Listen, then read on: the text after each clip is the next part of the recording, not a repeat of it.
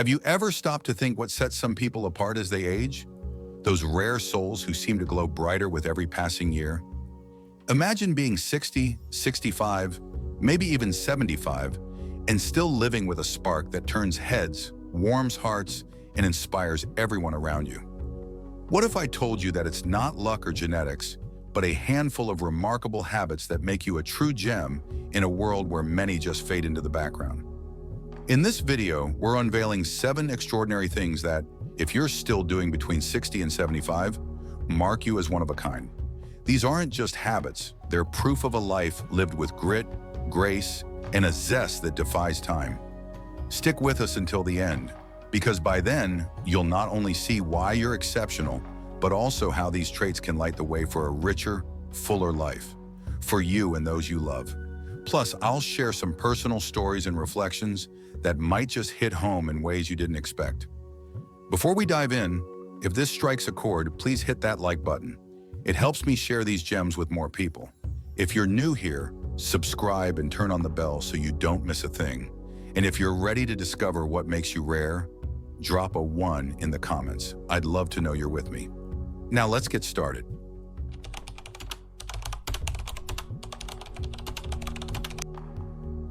Picture yourself lacing up your sneakers at 70 for a brisk walk. Or maybe you're the one in the pool, cutting through the water with a grin. If you're 60 to 75 and still moving your body daily, whether it's gardening, dancing, or a yoga stretch, you're not just fit, you're a rare gem. Most people slow down as the years pile up, letting stiffness or excuses creep in. But you've made motion your mantra, and it shows in every step, every lift, every stretch. I've always believed staying active isn't just about the body. It's about the spirit, a quiet rebellion against the idea that age defines you. My neighbor, Mrs. Ellen, 72, proves this every day. Every morning she's out tending her roses or walking her dog, Max, with a pace that shames me at 40. Keeps me young, she winks, and she's right. Her energy radiates. I once asked her why she never stops, and she said, "Sitting still feels like giving up. I've got too much left to do." That stuck with me. She's not just pruning flowers, she's pruning the stereotypes of aging, proving you can bloom at any age. Science backs this up too. Regular activity boosts heart health, keeps joints limber, and slashes the risk of falls, which can be a game changer past 60. But let's be real, for you it's more than stats. It's the joy of feeling alive, the pride in lifting a grandkid without a groan, the freedom to chase a sunset or climb a hill just because you can. Think about it. How many 70-year-olds do you know who'd rather dance in the kitchen than doze on the couch? Not many, right? That's what makes you rare. Let me paint a picture. Last summer, I saw Mrs. Ellen join a neighborhood Zumba class, 70 plus and grooving to salsa beats with folks half her age. She wasn't perfect, but her grin was. "I'm no pro," she laughed, "but I'm here." That's the gem part. Not the flawless moves, but the fearless heart. If you're still moving, you're not just surviving, you're thriving, a living testament that age is just a number when your body's in tune. Comment 1 if this is you. I'm cheering you on.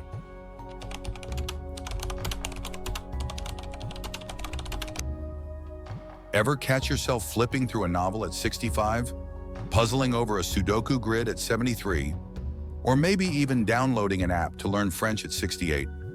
If you're 60 to 75 and still chasing new knowledge, learning Spanish, mastering chess, or just asking why like a curious kid, you're a standout. Too many let their minds idle as they age, settling into reruns and routines. But you're out there feeding yours like it's a hungry flame that refuses to flicker out. Take my Uncle Pete, 68. Last year, he decided to learn guitar, fumbling through chords with a grin that could melt ice. "Keeps the cobwebs away," he'd say, and I watched him play Twist and Shout at a family party. The room lighting up, his mind as sharp as his strums. I asked him once why he bothered, and he shrugged. Why not? There's always something new to grab onto. That's the magic, seeing life as a buffet of possibilities, not a closed menu. Curiosity isn't just a pastime, it's a lifeline. It builds neural pathways, sharpens memory, and keeps you engaged. Studies show lifelong learning can even delay cognitive decline. But let's dig deeper. It's not about dodging dementia for you. It's about savoring the thrill of discovery. Maybe you're the one who picked up woodworking at 62, turning scraps into art, or started a blog at 74 to share your stories. I bet you've got a stack of books by your chair, each page a little adventure. That's rare. Most folks stop asking questions, but you're still hunting answers. Here's a thought. My friend's dad, Mr. Sam, 71, took up astronomy last year. He'd sit on his porch with a telescope, charting stars like a kid on a treasure hunt. "The sky's bigger than me," he'd say, eyes wide. He'd ramble about constellations for hours, and I'd listen, hooked, not because I cared about Orion, but because his wonder was contagious. If you're still learning, you're not just rare, you're rewriting what aging looks like, one curious spark at a time. Drop a 2 in the comments if you're keeping that mind buzzing. I'd love to hear what you're exploring.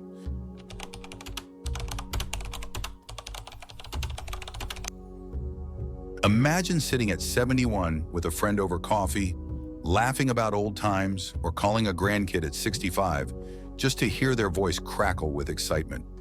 If you're 60 to 75 and still pouring time into relationships, family, friends, even neighbors, you're a gem worth celebrating. So many let connections slip as life gets quiet, retreating into solitude. But you hold them tight, knowing they're the heartbeat of a good life, the threads that weave your days into something rich. I think of my grandma Rose, 74. She's the glue in our family, organizing picnics, texting us silly memes, even volunteering at the local shelter to chat with folks who need a friend. "People keep me going," she says, and her smile proves it. Last month, she threw a surprise lunch for her old high school pals, 50 years later, and they're still cackling like teens. I asked her why she bothers, and she said, "Alone's no fun. I'd rather share the ride." That's the gem in her, not just staying connected, but making it a mission. Strong ties lower stress, boost happiness, and even add years. Science says a solid social network can outdo medicine in some ways. But for you, it's personal. It's the late-night chats with a sibling, the shared meals with your kids, the neighborly wave that turns into a half-hour talk. Think about this. How many folks your age still host game nights or drop by with soup when someone's sick? Not enough. You're the one who remembers birthdays, who listens when the world's too loud, who knows a hug beats a text any day. Here's a story. My co-worker's mom, Mrs. June, 69, runs a knitting circle every Tuesday. It's not just yarn. They swap life tales, cry over losses, cheer each win. "It's my tribe," she told me once, needles clicking. I joined once, and the warmth in that room, unmatched. If you're still building bridges, you're not just rare, you're priceless, a keeper of connection in a disconnected age. Comment 3 if you're keeping those bonds alive. I want to know your secret.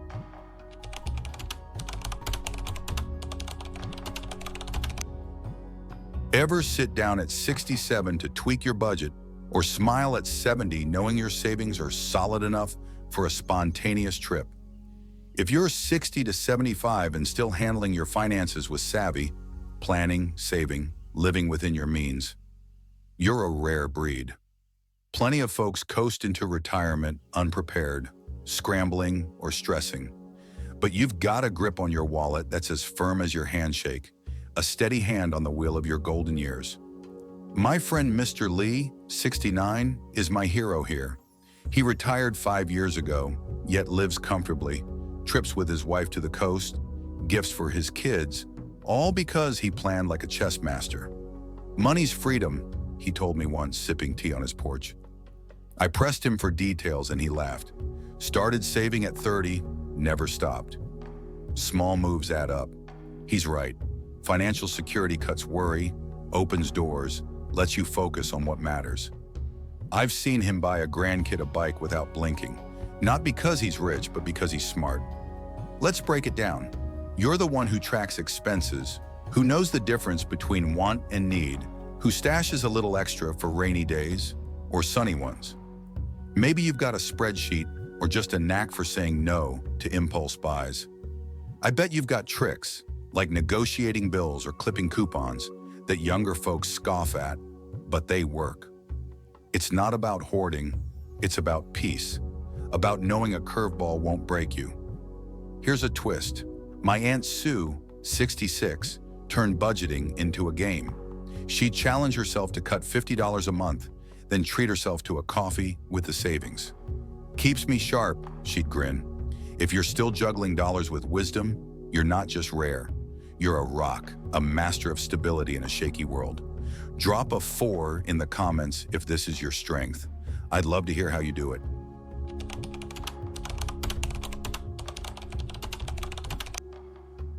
Picture yourself at 64, staring down a setback, a health scare, a loss, a dream deferred, and still finding the guts to smile, to keep going. If you're 60 to 75 and still tackling life's curveballs with resilience, picking yourself up with grit and grace, you're a gem that shines in the dark. Too many crumble under pressure as they age, letting despair win. But you rise like the sun after a storm, unbroken and unbowed. I'll never forget my dad, 71, after his knee surgery 2 years back. He could have sulked, pain's no picnic, but instead he hobbled around with a cane, joking, "I'm bionic now." His spirit lifted us all. I asked him once how he stays so tough, and he said, "Life's a fight. You don't win by quitting." That hit me hard. He'd faced layoffs, loss, and now this, yet there he was, plotting his next fishing trip. Resilience isn't just toughness, it's hope, it's growth, it's the will to see tomorrow. Think about your own battles. Maybe a diagnosis that rattled you, or a friend's goodbye that stung. Did you curl up, or did you dust off and move? I'd wager you moved. That's rare. Most folks your age might lean on, "I'm too old" as an excuse, but you don't. You're the one who plants a tree after a storm, who signs up for therapy instead of brooding, who finds a way when the path's blocked. Here's another angle. My old boss, Mr. Dan, 73, lost his wife 3 years ago. Devastating, right? But he started a grief group at church, turning pain into purpose. "Helps me breathe," he said quietly. If you're still bouncing back, you're not just rare, you're a warrior, a beacon for anyone who stumbled. Comment 5 if you've got that fire. I'm in awe of you.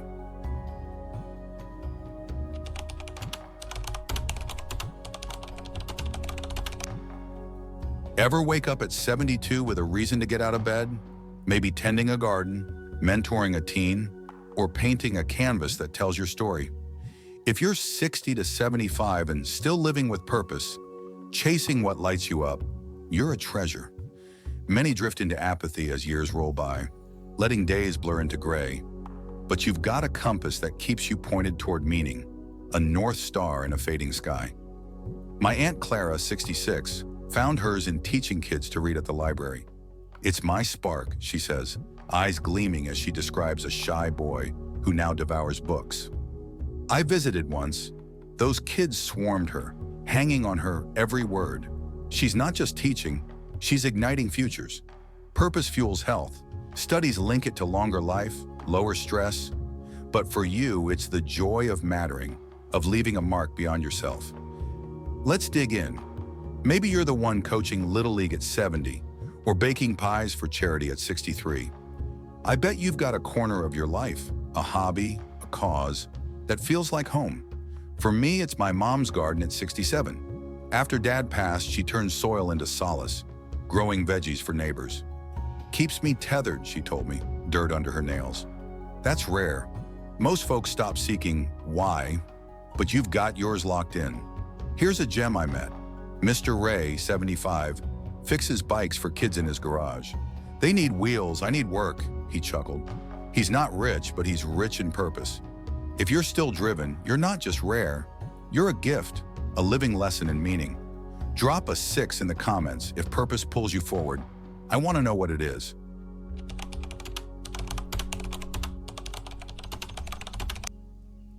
Imagine cracking a joke at 68 and lighting up the room, or chuckling at life's quirks at 75 like they're old friends.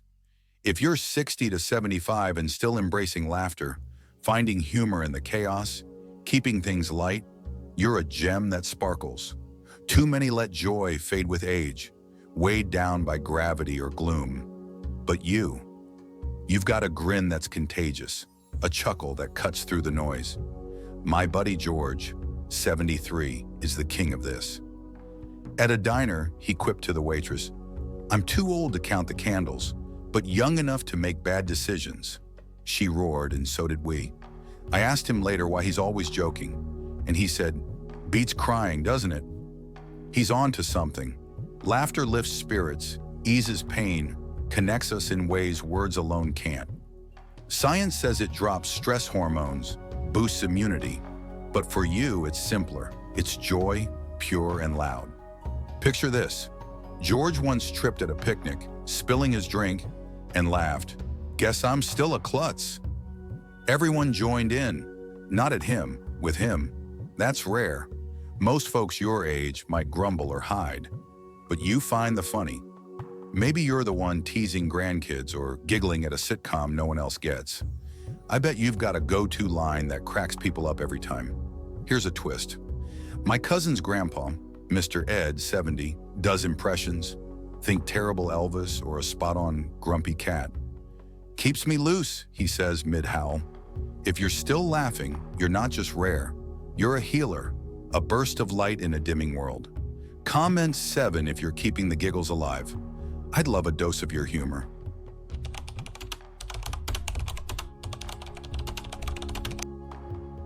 Let's pause for some tales that bring these traits to life. Folks I've met who wear these habits like crowns. Meet Mrs. Patel, 70, from my local park. She walks 2 miles daily, chatting up strangers with a laugh that echoes through the trees. "Motion's my magic," she said, her scarf fluttering as she waved. I watched her once rally a group for a scavenger hunt, 70 going on 17. Then there's Mr. Tony, 64, a retired mechanic who taught himself Italian last year. At a cafe, he ordered espresso in flawless accents, grinning, "Keeps me sharp." The barista, half his age, beamed. His mind was a magnet. For me, it's personal with my mom, 67. After losing dad, she could have shut down, but she joined a book club, started painting, and laughs at my terrible puns. "Life's too short to mope," she says, brush in hand. Last week, she showed me a canvas, bright swirls, bold as her spirit. Then there's Mrs. Kim, 72, who I met at a thrift store. She budgets like a hawk, snagging deals to fund her grandkids' school trips. "Every penny's a story," she mused, eyes twinkling. And Mr. Vic, 69, who bounced back from a stroke to coach soccer. His whistle's as fierce as his will. These aren't flukes. They're proof. You might see yourself in them.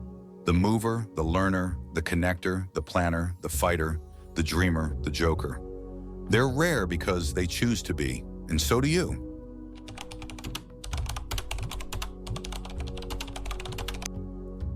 So, what do these 7 things tell us? If you're 60 to 75 and still doing them, you're not just aging, you're dazzling. You move with purpose, learn with hunger, love with depth, plan with foresight, fight with heart, live with meaning, laugh with abandon. In a world where many fade into shadows, you shine, a rare gem forged by choice, not chance. This isn't about perfection, it's about presence, about living loud when others whisper, about proving age is a canvas, not a cage. Let's reflect. I've watched people dim, friends who stopped moving, relatives who stopped asking, neighbors who stopped laughing. But you're the exception, the one who keeps the fire lit. You're not just rare for doing these things. You're rare for believing you can. That's the real gem, faith in yourself, polished by every step, every chuckle, every bond. Here's my challenge. Look at yourself today. Which of these do you do? Which could you start? Maybe it's a walk tomorrow, a book tonight, a call to a friend. Tell me, comment your number and your story. What makes you rare? I'm reading everyone, because you're not alone in this glow.